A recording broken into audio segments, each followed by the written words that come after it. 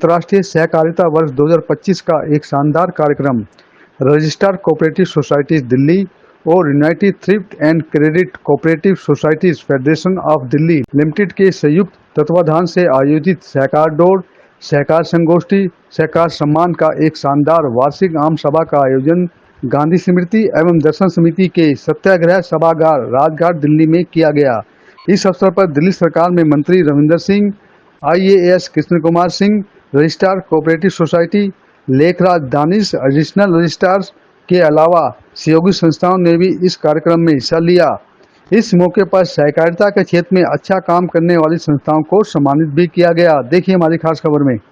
इसलिए अगर इस देश की चमक, गांवों की चमक नीचे ग्रास रूट लेवल पे अगर आना है तो हमें सबको साथ मिलकर चलना पड़ेगा। तो यही थीम है, यही साल का उद्देश्य है, यही इस सम्मेलन का उद्देश्य है कि हम सब लोग एक साथ चले। 20 सोसाइटियों से हमारी फेडरेशन प्रारंभ हुई।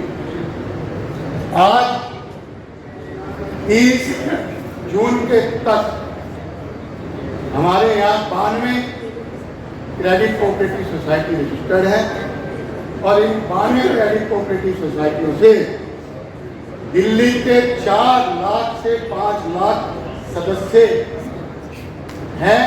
तो हम ये कह सकते हैं कि दिल्ली की credit cooperative society federation Delhi की 4 से 5 लाख जनता का प्रतिनिधित्व करती है।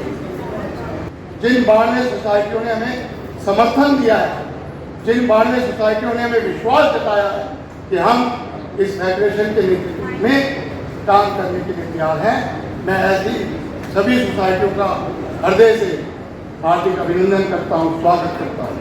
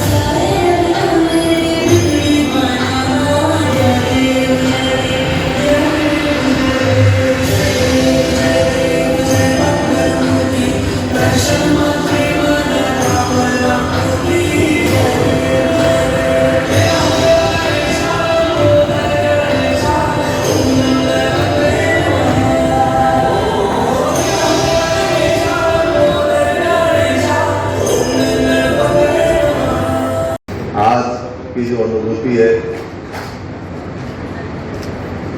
अंतर्राष्ट्रीय सहकारिता दिवस भी और सहकारिता स्थापना दिवस, आप सभी को उसकी बहुत बहुत बधाई और बहुत बहुत शुभकामनाएं।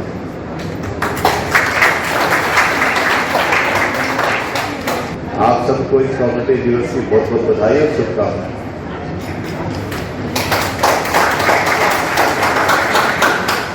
जब कुछ अच्छा करते हैं तो अवार्ड मिलता है और मैंने भी ये देखा कि 77 साल पुरानी कोऑपरेटिव सोसाइटी आज भी कार्य कर रही है। 3 पीढ़ियां संजोनी पड़ती है 77 साल वर्ष पूरे करने में, और ये तभी संभव है जब हमारी डेडिकेशन और प्योरिटी हो। तो किसी भी कार्य को पूरा करने के लिए अगर डेडिकेशन नहीं है, प्योरिटी नहीं है, तो शायद वो कुछ क्षण बाद ही क्षीण हो सकती है। सर, कोऑपरेटिव काफ़ी समय से हिंदुस्तान के अंदर काम कर रही है। आप बताएगा कोई ऐसे भी है 77 ईयर से काम कर रहे हैं कोऑपरेटिव का, आज़ादी से पहले की बात। तो क्या लगता है आपको कोऑपरेटिव ऐसी संस्था है जो देश के विकास के अंदर कहीं ना कहीं बहुत बड़ी भागीदारी निभाती है?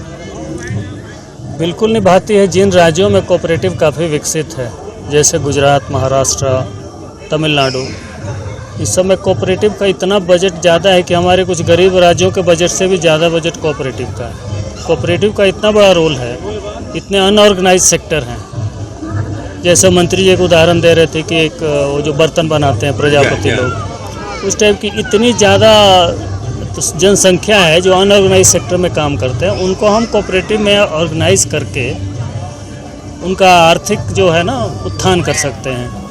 तो स्कोप बहुत ज़्यादा है करने का, और इसमें आप समझिए कि जो ऑर्गेनाइज सेक्टर में काम कर रहे हो कितने लोग हैं, बहुत ही कम है। 60 से 70% ऐसे लोग हैं जिनको कोऑपरेटिव में लाया जा सकता है। कुछ हैं और कुछ को लाया जा सकता है और उनको बढ़ावा और प्रोत्साहन वगैरह दे के उनकी इनकम को बढ़ाया जा सकता है।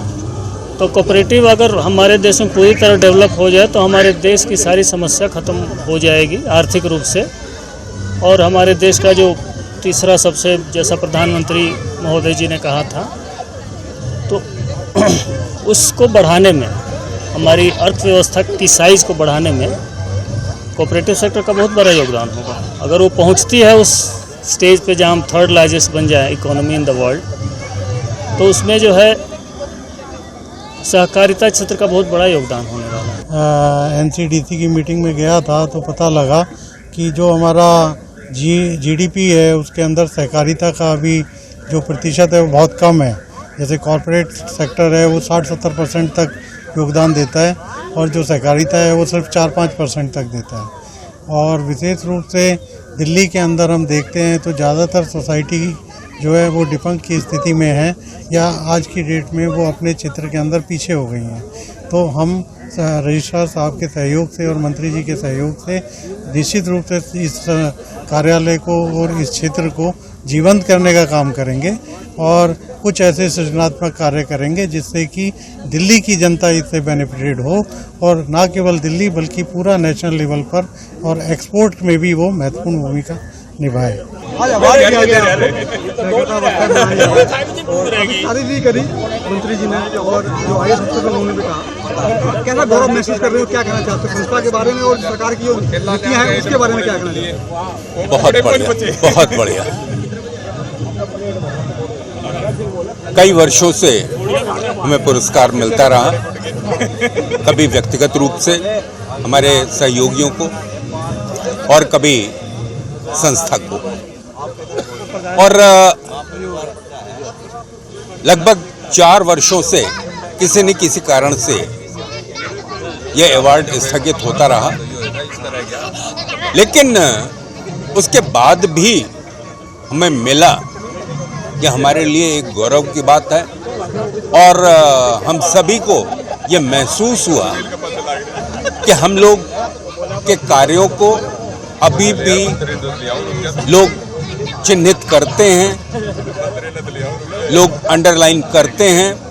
माननीय मंत्री दिल्ली सरकार श्रीमान रविंद्र इंद्रराज जी ने बड़ी सहजता के साथ और बड़े हास परिहास युक्त वातावरण में यहाँ पर जितने भी कोऑपरेटिव सेक्टर से जुड़े हुए लोग आए उन सभी को आत्मालोचन के लिए विवश कर दिया। कुछ कारणों से ये प्रोग्राम नहीं हो पा रहे थे, पर अभी जब दिल्ली गवर्नमेंट चेंज हुई है तो ये जो गवर्नमेंट आई है नई, इसने बड़ा इनिशिएटिव लिया है हमारी कोऑपरेटिव मूवमेंट के लिए।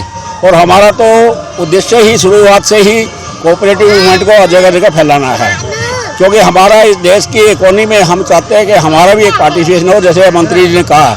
और अभी जो ऊर्जावान मंत्री और हमारे रजिस्ट्रार साहब आए हैं जिन्होंने ऐसे अच्छे तरीके से बोला है कि भाई आप कोई भी प्रॉब्लम हमारे पास आइए, और पब्लिकली एक आईएएस अफसर मेरे को बोलता है जी आप अपना नंबर नोट करके रख लीजिए मेरा और कभी भी आप आ जाइए। बहुत ये हमारे को उससे बहुत प्रेरणा मिलती है और हम और ज़्यादा सख्ती से इस मूवमेंट को आगे बढ़ाएंगे।